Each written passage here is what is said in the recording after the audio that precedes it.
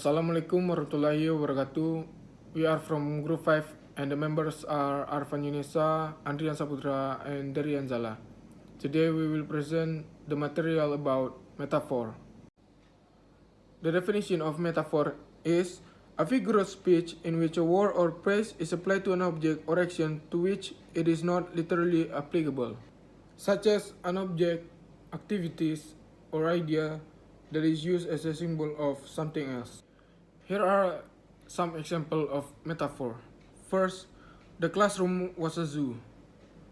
Second, the alligator's teeth are white daggers. Third, she is a peacock. Four, my teacher is a dragon.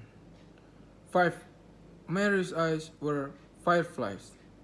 Six, the computers at school are all dinosaurs. Okay, next to the types of metaphor. The first one, implied metaphor. An implied metaphor is a type of metaphor that compares two things that are not alike without actually mentioning one of those things. For example, Jordan got his courtship cues from the peacock in a room full of ladies.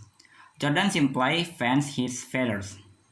And the second one, standard metaphor. A standard metaphor is one that compares two unlike things using the basic construction X is Y. For example, all the words at stake.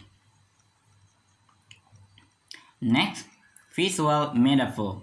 A visual metaphor compares one thing to a visual image that suggests an association. For example, this car is as sleek, fast, and cool as the wild animal.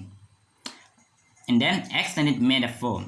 An extended metaphor is a version of a metaphor that extends over the course of multiple lines, paragraphs, or stanzas of prose or poetry.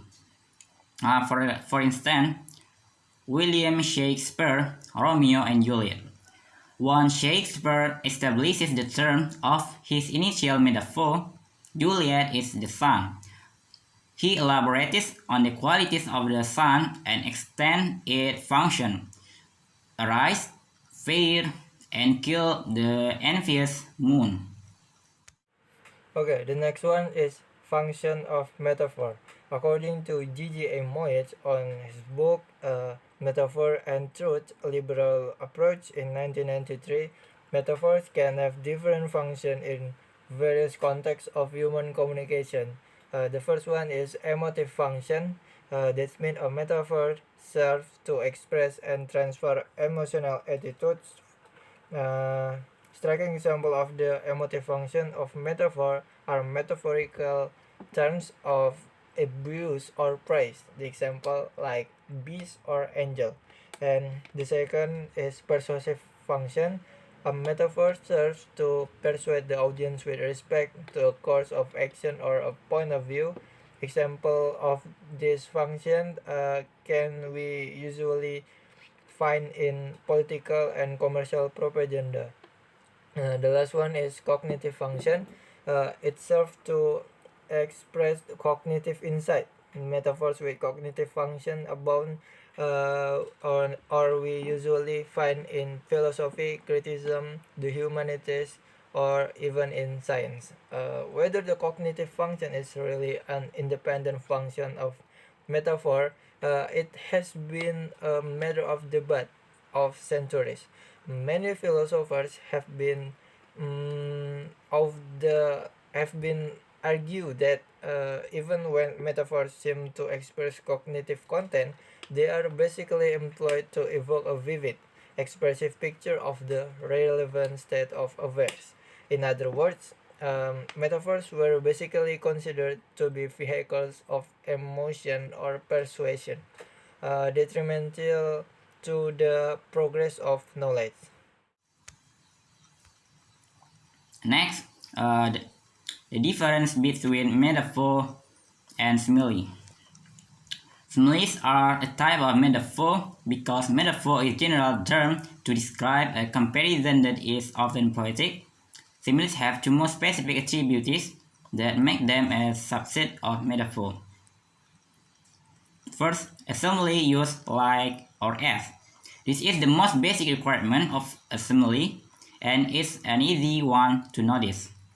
All similes use either like or as to make their comparison.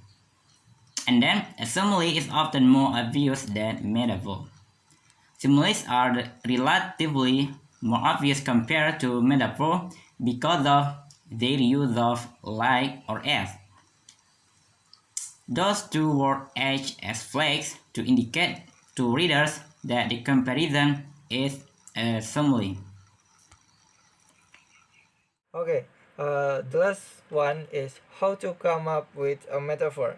Uh, what do you need? I think you don't need anything but your imagination to come up with a good metaphor. But some added flair can go a long way. Remember, metaphors often represent something that is hard to take literally. We can think of the metaphor rule with an iron fist as an example.